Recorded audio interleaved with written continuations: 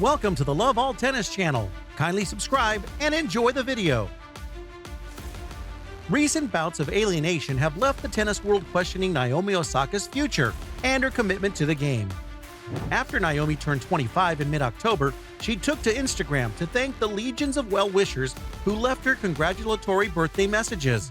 Her own post concluded with the words, "I really don't know what I did to deserve it all. Love you, and I'm sure I'll see you around." Thousands of fans and pundits deduced that this was a coded message announcing a forthcoming comeback. Others, tired of Osaka's ambivalence toward her profession and the drama that comes with it, saw the words as banal and non-committal. Perhaps we'll run into each other at the mall, or a Lakers game, or the nail salon, or the library. Perhaps we won't. Whatever. The only thing we know for certain is that after reaching the Miami Open final this year, Osaka's discontent with tennis grew and her results deteriorated. She only won 2 completed matches after Miami and then vanished after a brief appearance in Tokyo in mid-September. What was more concerning to many, including well-informed insiders, was that Osaka, a former #1 with 4 Grand Slam singles titles, had since vanished from the tennis scene. Since the US Open, her public Instagram account, which is filled with glam shots and selfies, has been devoid of tennis-related content. Is Osaka done with tennis? If so, how so? Zina Garrison told said, "I haven't heard anything about Naomi since the Open. She literally went dormant," said the former Wimbledon finalist and co-host of The GOAT, Serena podcast with Chanda Rubin. Pam Shriver, now an analyst for the Tennis Channel and ESPN, is equally nonplussed. "I wish I had more inside knowledge," Shriver said, "but what got pushed back to me talking about it was Naomi's reluctance to be out there. It remains to be seen whether this is just a phase in which she is dealing with her mental health issues, building a brand, or something else. What is clear is that Osaka was caught in a perfect storm that has had significant impact on her career. She was unprepared for overnight stardom and was shaken by a series of unexpected events that now appear to be stepping stones to alienation. But she has also ignored or misunderstood some requirements of her profession, stepped into a spotlight she may not be equipped to handle, and turned away from the professional community. As an added complication, Osaka has already amassed life-changing wealth, releasing her from material reliance on tennis. There appeared to be no need for guardrails during Osaka's meteoric rise from church mouse shy and charmingly quirked newcomer to imperious champion, which lasted from 2016 to most of 2018. But the script blew up on a sultry late summer evening in 2018 when Osaka faced off against her childhood idol, Serena Williams, in the US Open final. The match was marred by an ugly third-set brawl between Williams and chair umpire Carlos Ramos. The scuffle completely overshadowed Osaka's eventual victory, leaving the 20-year-old in tears and so confused that she apologized to the crowd during the trophy presentation for holding her nerve. "I'm sorry," Osaka apologized to the audience during the trophy presentation. "I know everyone was rooting for her, Williams, and I'm sorry it had to end this way."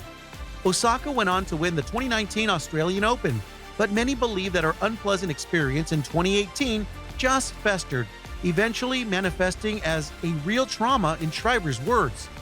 Other perplexing signs included Osaka's break with her coach, Sasha Bine, immediately following her Melbourne victory. She struggled the rest of the season, but she finished strong. For nearly 7 months, Osaka and the rest of the world were kept off the court due to the pandemic.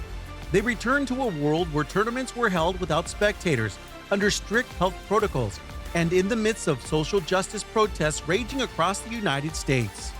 After becoming involved in activism, Osaka became one of the most visible sports figures to speak out against predatory policing. Although Osaka would go on to win the 2020 US Open and her 4th major a few months later in Australia, the events of that pandemic summer had thrust her into the spotlight. She was scrutinized more closely. More probing, consequential questions were posed to her. She was becoming something she lacked talent for, a public figure. Distractions, including those caused by her activism, and a growing resume all contributed to the pressures building within Osaka. These forces collided at the 2021 French Open, when Osaka announced she would forego her mandatory post-match press conferences. Grand Slam officials banded together quickly to threaten her with suspension if she disobeyed the mandate. While the players expressed sympathy for Osaka, they were mostly unconcerned about the press requirements. Within hours, Osaka retracted her threat and shifted her focus, citing mental health as the underlying issue. It sparked a global debate that spread like wildfire throughout the sporting world. Several elite athletes spoke out about their own mental health struggles. "I don't think the French Open or the other majors handled the situation well," Patrick McEnroe, an ESPN analyst, told me in his recent Holding Court podcast. "They were essentially threatening Osaka with suspension rather than attempting to assist a person in need. I don't think she ever recovered from that. Just look at her results.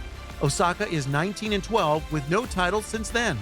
One tour insider who did not want to be identified speculated that the rescheduled Summer Olympic Games in Tokyo at the end of July 2021 were the trigger for Osaka's alienation. Osaka, who had not played since the French Open squabble, was chosen over a number of other highly decorated Japanese athletes to light the Olympic cauldron. Given Osaka's absence from tennis, mounting problems, and presumed aversion to the spotlight, it was an odd choice. She started the fire, but disappointed Japan with a third-round loss to number 41-ranked Marketa Vondrousova. Other incidents quickly followed. During her loss to rookie Leylah Fernandez at the following U.S. Open, Osaka had a racket-pitching emotional meltdown. In her post-match press conference, Osaka stated that tennis no longer made her happy, and she announced yet another break from the sport. When Osaka returned earlier this year, she was ranked number 85 after losing in the third round of the Australian Open. A heckler at Indian Wells brought Osaka to tears. The only bright spot was a 6-4, 6-0 loss to Iga Swiatek in the Miami Open final, which was followed by a blizzard of injuries and withdrawals. In 2021 and 2022, Osaka withdrew or retired from 5 of her matches, resulting in lengthy absences. Her current position is 42. "I believe Osaka will recover with the right people around her," Garrison says. "They have to show her it's okay to be whoever she wants to be, because if your entire life is spent playing tennis, you're stuck in a box. You need that outside world experience to grow as a person. She will require the assistance of a team to figure this out. It's not going to happen on its own." Shriver's takeaway from Osaka's first-round U.S. Open loss to an informed Danielle Collins was that she needed to play more if she wanted to rebuild. "Naomi needs to get back on the road and back to work," Shriver says. A good team would be beneficial, but one of the most concerning factors at play is that any tennis infrastructure Osaka once had appears to have vanished. She went through several coaches before being guided by her father. There is no indication of a supportive partner. Her involvement in the tennis community appears to be minimal. "To make a living, you need to be immersed in what tennis is all about, for better or worse," McEnroe said. "Many of us lifers enjoy it, even if we occasionally distance ourselves from the game. Tennis may be a minor part of our lives, and that's fine, but it's an important part." The Williams sisters were rightly praised for broadening their horizons and developing interests outside of tennis. Osaka may be taking cues from them, but she's no Serena Williams. The younger Williams sister enjoyed competing in tennis. Competition seemed to be the last thing Osaka wanted over the last 2 years. Serena had a special talent and a lot of confidence, McEnroe says. "However, I don't believe anyone in their 20s can work part-time. Osaka may be experiencing with new identities, which is a natural part of adolescence. There's a movie producer hat, an actress hat, an Instagram celebrity hat, and a variety of pitch women hats available from a variety of companies. Osaka gets around a lot in public for someone who claims to be painfully shy. The implied contradiction is less a criticism than it is a reflection of Osaka's own confusion. In my opinion, Naomi is trying to figure out who she is, and she may know who she wants to be," Garrison said. Garrison, an African-American woman who successfully navigated an overwhelmingly white world, believes that biracial individuals, Osaka's father is Haitian, her mother Japanese, must sometimes work through an identity crisis. "There's a lot of searching for who I am and where I fit in," Garrison explained. Then you add the 3 different countries, the different languages, the number of homes she's lived in. You can see why she wants to discover her true identity. It is not too late for Osaka to come to terms with the role of tennis in her life, and she may even make a comeback that rekindles her lost joy and exhausted appetite. The coming year will be crucial. Meanwhile, the tennis community awaits to see if Naomi Osaka's rise and fall is a complete saga. "The writing hasn't yet appeared on the wall," McEnroe said. "We're not sure what she wants to do. She most likely doesn't know either." If you want to watch more amazing videos like this, kindly subscribe and click the like button to become part of our family.